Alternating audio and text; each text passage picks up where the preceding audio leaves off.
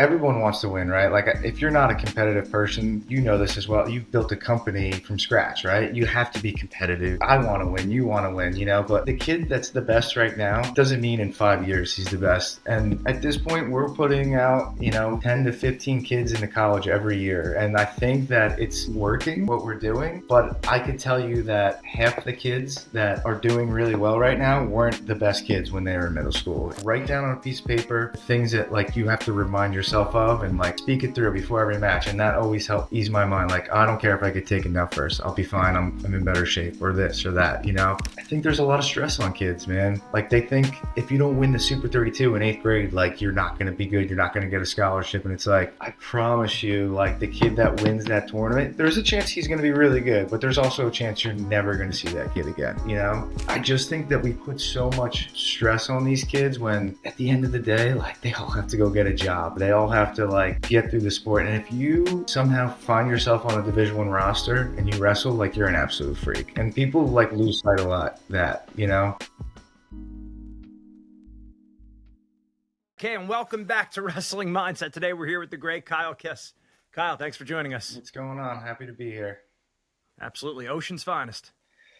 One of them. Now we got Shane is I hate to give it to him. He's kind of taking the spot right now.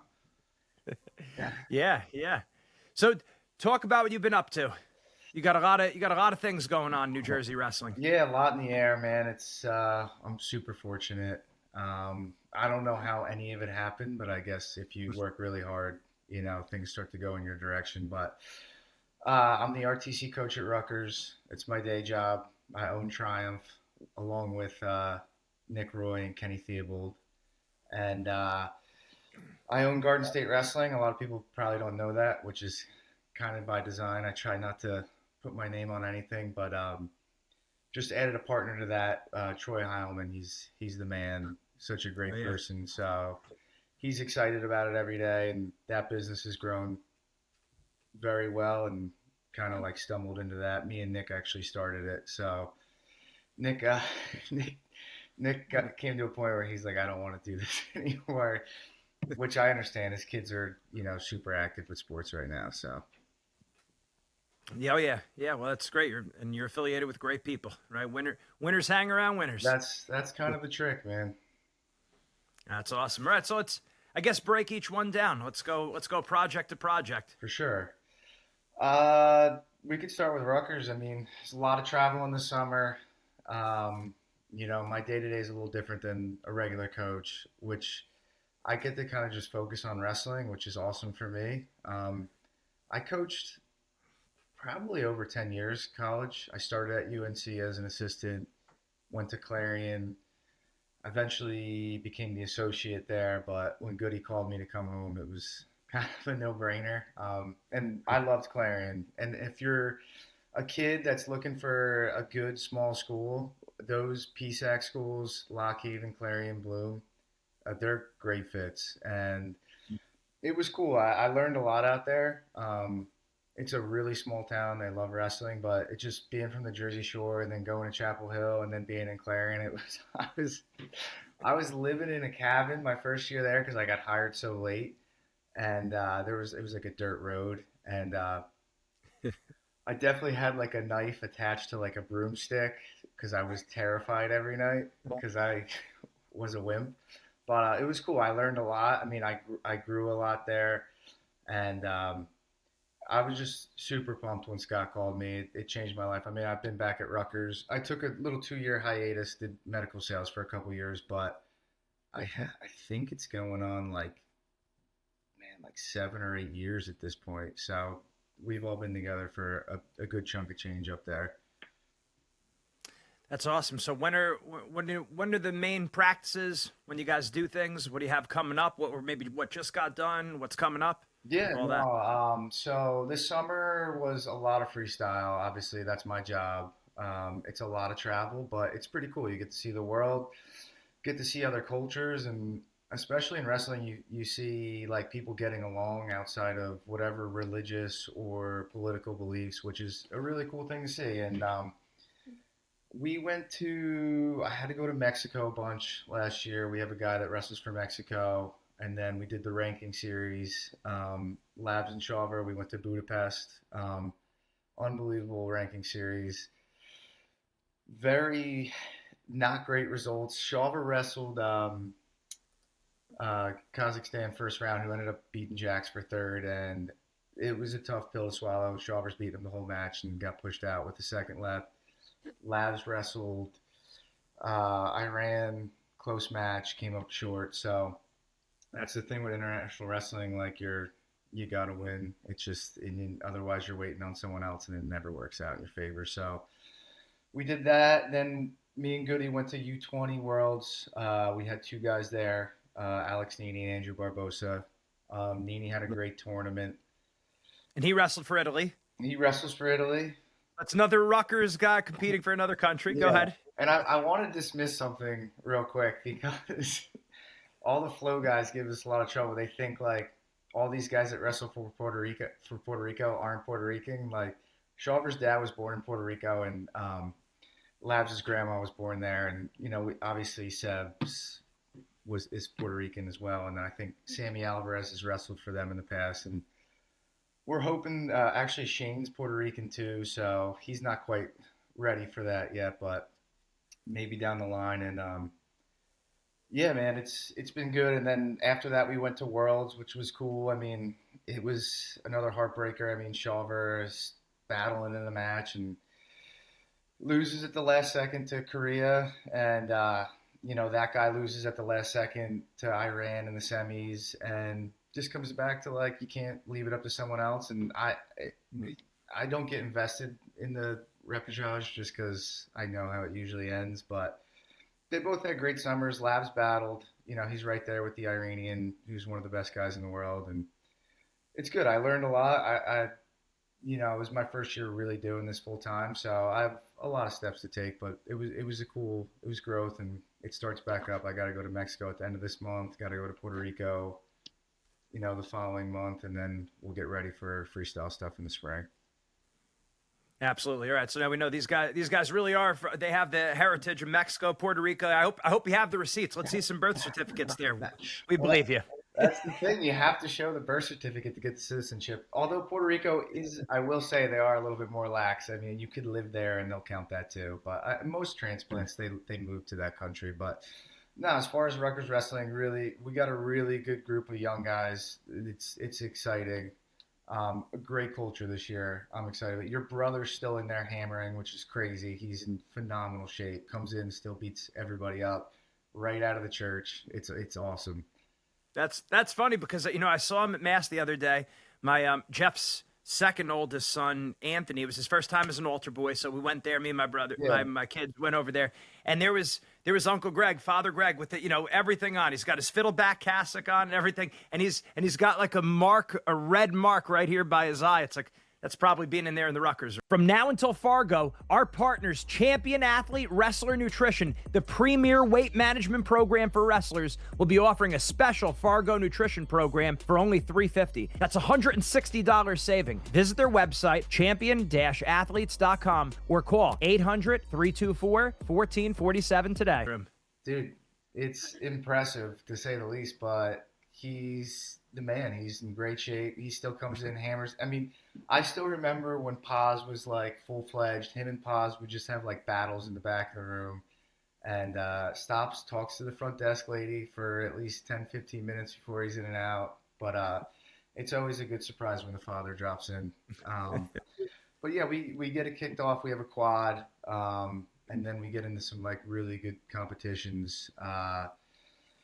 We wrestle Navy at the Journeyman thing, and then we go to UPenn for the Keystone, which is always a great tournament. And then the big December is a big one. We have NC State and Oklahoma at home, which is going to be really cool.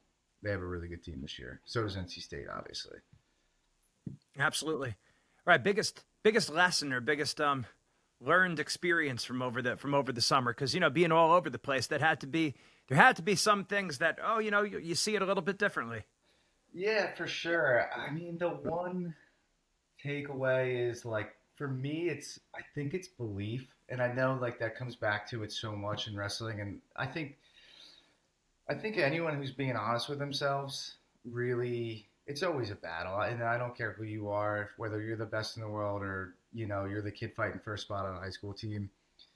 I think like being able to be vulnerable and like open up and really let yourself wrestle is like the biggest thing. And it's at that level, it's just it's such a positional thing, and it's just a matter of inches. And like with Shawver, like he's in there with the best guys in the world, but you can't say you're the best guy in the world until you start beating those guys. And Hmm. I know it's in there. It's just like he's got to overcome those. Like it always is like a last second thing, and that's kind of been the theme with him in a lot of matches. He needs to finish matches, and I think that becomes a belief thing. And for sure with Labs, I think it's intimidating. I don't care who you are when you know the Iranian, like he's beaten JB, he's beaten Chance, and like this is the guy like you have to get through. And I believe in Labs. I mean, he's an absolute horse. I mean, he trains, he lives right. But I think it was his first, and we didn't even get like a full crack at it because he was in between whether he wanted to train or not. But like once he committed to it, he committed to it, and he doesn't have like the reps. And I'm not, there's no excuses, but I think that when he is able to like go out there and just like let it fly, and he's a scrambler, you know what I mean, and like get into those positions. And I don't know if he allowed himself, and I don't think he ever would ever go out there and be like, I'm not gonna wrestle. He wrestles really hard, but I think maybe that next step is the belief. And I think that's looking at all those guys, it's just the positioning and the margins are so thin that you got to allow yourself to wrestle a full. Like I look at the guys that have success, like Trent and Levi, like they just allow themselves to wrestle, and there's so many I mean, Trent made a ton of mistakes. He just wrestled through them, and I think he just has an ultimate belief in himself. And I mean, that's a guy that never won a NCAA title, and he's just wrestling so hard, and it was really cool to see, man. You know. Oh yeah, no, it's true. That mindset. It's always, and it's just at different stages you're battling different mental demons, if you want to call them, however you want to look at it. Where it's the parameters change a little bit. I mean, it's the same sport, but from that high school to college transition, college to now the senior and international scene. It's just it's not like motivation and confidence stay straight. There's ups and downs, and then there's motivation. Where are you? Where's your head at? 100%. And I think we could circle it a million times. I don't care who you are. You're fighting those on any level, and it doesn't matter how many times you've won or haven't won. Like you're still going through those emotions. Now, the better guys have a much better handle on it for sure. They've been able to open up and get the best out of themselves. But like you said, man, it doesn't matter what level, you're still going through it. Yeah, absolutely. All right, let's take it over to I guess we'll go to Triumph next. I just saw a big picture Sean Dedine posted over there. I got one of his son Axel. He does our mindset program. We'll talk about that. I saw a nice, awesome picture posted on Instagram today. Did he posted one? I'm pretty sure he did. He's a good advocate. As hard of a time as Sean gives me, I actually appreciate Sean. You look at a guy that's had like a ton of success in his life, and especially like after wrestling, he's been one of those guys, and he's helped the club a lot. But no, so I started when I was at Clarion. I was always thought about coming home, and Nick had always been like, "Dude, this thing is getting so big. I need help. Like, you should think about coming home and help me out with it." And I never really thought about it because I was like, I'm going to be a college coach. I'm going to be a college coach. But when Goody called me, I was like, okay, maybe we could like work this out to where I could possibly do both. And it just fell in line, and I didn't realize how good the club was until I got there. And when I got there, the younger guys were like, Max Brignola was maybe like an 8th grader, a freshman. Obviously now he's like one of the best guys in the country. Hunter Mays was there. We had Connor Collins, Eddie Hummel, Shay Addison, who starts at ASU right now. I mean, I was like, wow, like there's 10 D1 guys like sitting in this room right now that were freshmen. But it took us a little while to come to, it was tough because Nick Nick wanted something different. He had done the wrestling thing forever, and now he has a job in the city. He's crushing it, doing well. But we kind of switched roles where I had been doing something else, and he wanted something fresh. So I worked there like for probably 5 years, and eventually we came to like terms. And I think I've invested in the company for maybe over a little 2.5 years now. So I mean it. Like I said, I'm really fortunate. I didn't know that the club would take off like this, and it's really cool. You could walk in on a Wednesday, and there's 15 kids that have placed in the state, and you know, 5 or 6 kids ranked in the country, and we have some plans to expand. And I don't.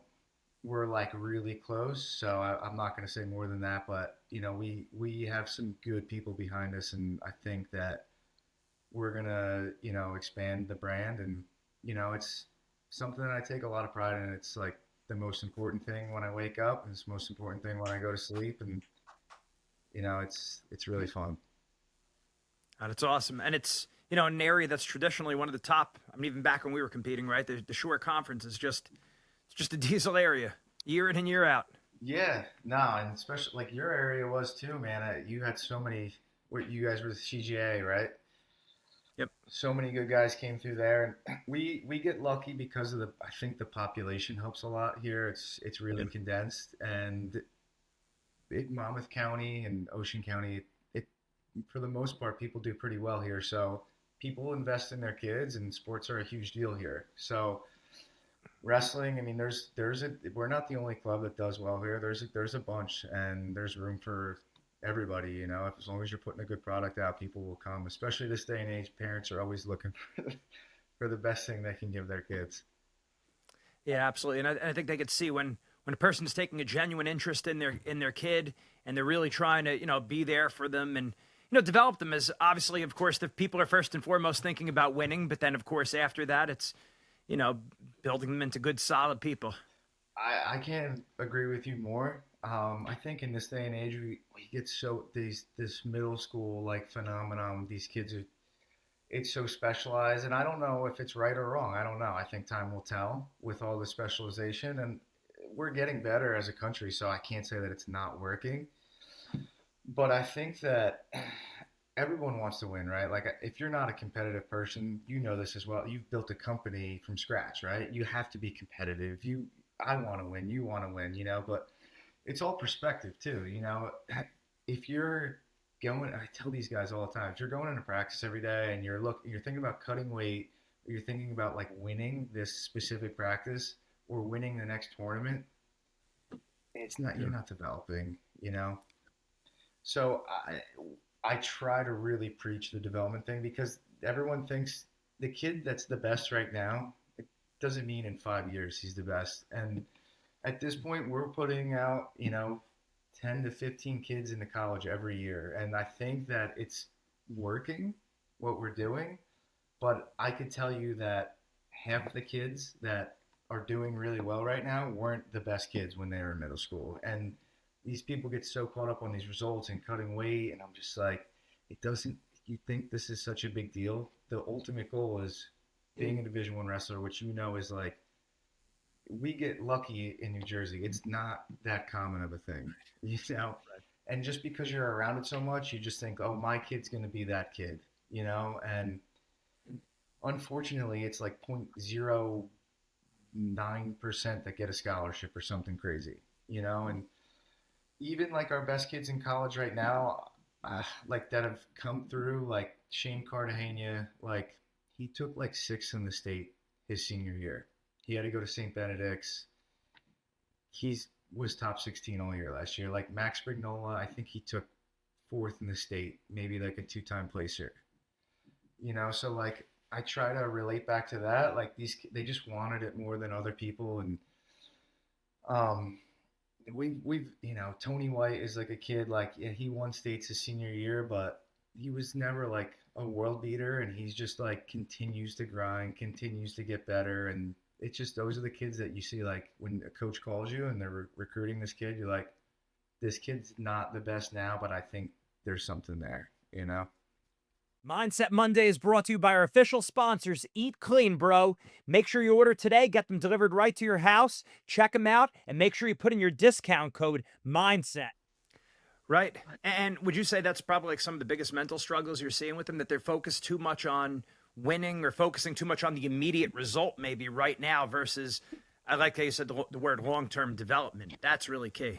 100%. I think that we get so caught up in this thing. Like, I think there's like, I don't know. Like I said, I don't know where this like super specified thing goes, and there has to be an outlet. And I know for me, when I was doing my best, I taught like when I was in high school, and I always struggled mentally. Like that was my biggest thing, even in college. Like I was the best practice wrestler in the world, but when I was like religiously speaking to Dr. Gilbert, I'm sure or like having like my college coach would said like write down on a piece of paper the things that like you have to remind yourself of and like speak it through before every match, and that always helped ease my mind. Like I don't care if I get taken down first, I'll be fine. I'm in better shape, or this or that. But I think just focusing on, I think there's a lot of stress on kids, man. Like they think if you don't win the Super 32 in 8th grade, like you're not going to be good, you're not going to get a scholarship, and it's like I promise you, like the kid that wins that tournament, there's a chance he's going to be really good, but there's also a chance you're never going to see that kid again, you know? And I just think that we put so much stress on these kids when at the end of the day, like they all have to go get a job. They all have to like get through the sport. And if you somehow find yourself on a Division I roster and you wrestle, like you're an absolute freak. And people like lose sight a lot that.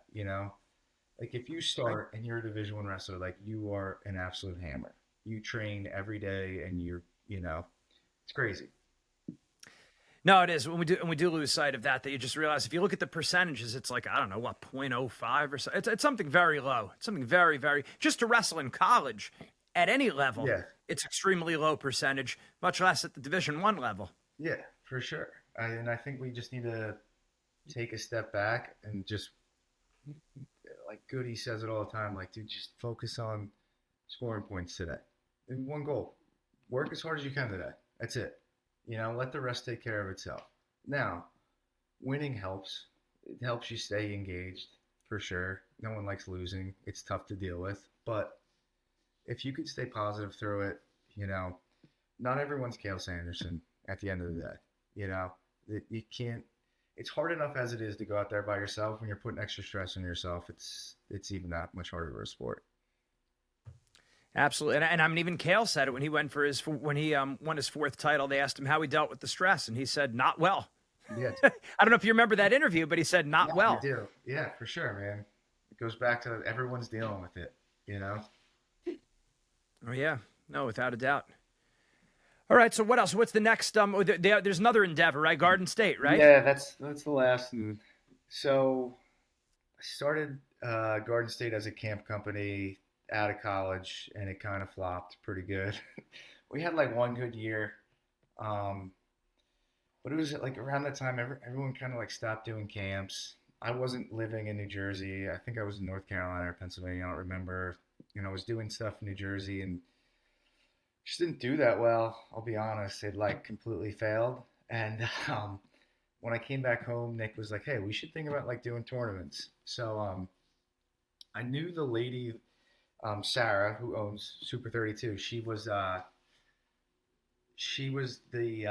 secretary or office manager, whatever you want to call it, for UNC Wrestling. So we had a great relationship. She's a sweetheart, super nice lady. And I was like, maybe we can get a qualifier for Super 32.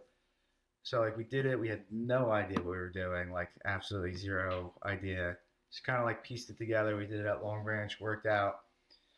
And he was like, we came to the conclusion, like, this is like a thing, like if we really want to try to make this work, and I'm always conscious of like in anything, like taking people's money. I think like as long as you're putting forward like a product that I like feel confident in, then like that's what it's all about, and like that's what I always said to Nick. I was like, dude, if we do this, like I don't want it to be a money grab. I don't want it to be a thing where it's just like I want it to run right, and everything else, like the byproduct, like if it works out, it works out, And then fast forward like 2 years later, we launched Freestyle National Duels, which Pollard's been a big help on that, and he was in on the ground floor, and we had absolutely no idea what we were doing. We just said, all right, we're gonna do this big freestyle tournament in the spring.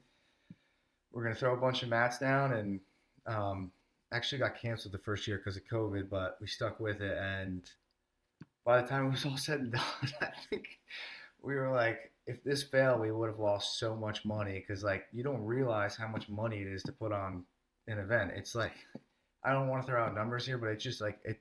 People think like, oh, why am I getting charged at the door? Why is it like it costs an insane amount of money? And it lucked out, and then it just kept rolling into the next thing. You know, we started the prospect camp, which that's like one of my funnest things because I get to hire all these legends to come back to New Jersey and be around. Like I selfishly like I pick the clinicians that I'm like I'd love to be around that guy, you know. And then Zingo's the college tournament, and then now we have another one coming up, the Garden State Classic. It's a youth tournament, and it's still like it's pretty much almost sold out. So it's going well, and it was something that was supposed to be like a side thing, and now it's kind of turning into a real thing. Yeah, that's awesome. I know people really don't understand the logistics that it takes for. I mean, tournament, a club like us, kind of getting the inside peek, being around so many people in the wrestling world. You realize it's a lot. Like this stuff does not just happen automatically, and everyone should be extremely grateful and just at the basic level, nice and kind to one another, because I mean, like this is not an easy thing to do, and these people are, guys like you making it happen for other people to get better, setting up the positive environment for them. It's not easy. The time is now to take your mindset to the next level with Wrestling Mindset. Make sure you go to our website, wrestlingmindset.com, and sign up for your free trial session today. Don't wait any longer. You want the mental edge right now. And you sign up for the free trial session, you're also going to get a copy of our free ebook, Building the Predator Mindset. This book has helped thousands of people build confidence, relax under pressure, get motivated, and build mental toughness in wrestling, school, and life. Yeah, no, for sure. I always look at Frank Popolizio because he creates such unique events, and he's such a good dude, and I don't think people just give him enough credit, like what he does. He creates these events. He gets the best guys in the country to come. It's always different. He's moving locations, and I always want to support him. You know, I think at the end of the day, like I said, like I think when you put out a product, that you're genuinely like trying to serve people, only like the byproduct is success. And I think that's anything in life, like when you're really trying to do something for like the betterment, it usually tends to work in your favor. Not always, but more often than not. Yeah, I agree. All right, so what's coming up in the near future? Yeah. So I go. Where do we direct people? Let's give them some calls to action. Well, I have tonight is I was telling you this before. We have a TOTS class from 4 to 6. 4:30 to 5:30. There's 20 TOTS class. Do I have my son? My son was slithering around here. I don't know if you saw him. Did you see him slithering around back here for a moment? How much does he weigh? He's like 46. He must be upstairs. He was slithering around here. He must went up. He knows at least to stay quiet when you're working. But no, I'll have 20 kids running around. My daughter's been doing it, which is cool. I don't know if she'll end up wrestling. I don't know how mom deals with that, but it's cool. It's a lot of games. It goes quick because half the time you're telling the kid to pay attention, but it's really fun. We do that like seasonally. So, and then we have camp tonight. Coach Pollard and Coach Elam will be in there tonight running camp. We're getting guys ready for Super 32, and then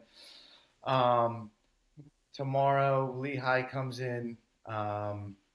Coach Brad Dillon and actually Max is coming back with him tomorrow, so I'm super excited about that to see him. He's got the All-Star match coming up. We're trying to get a big group to go see him, and we're really gearing up for Super 32 next week. And Paulie has who's number one tomorrow, so I'll watch that and hopefully good things come from that. And then after Super 32, I promised my wife I'd take her I promised her I'd take her on like a little vacation and then off to Mexico with and then we have these quads and season starts.